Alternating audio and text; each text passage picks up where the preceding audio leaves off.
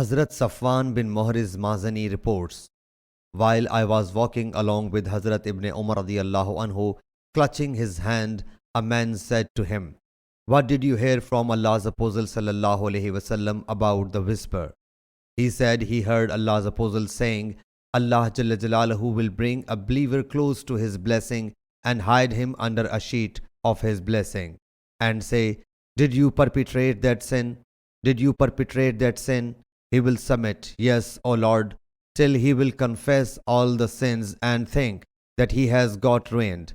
Allah Jalla Jalaluhu will say, "I screened your sins in the world and today I have pardoned you." And he will be given the book record of good deeds.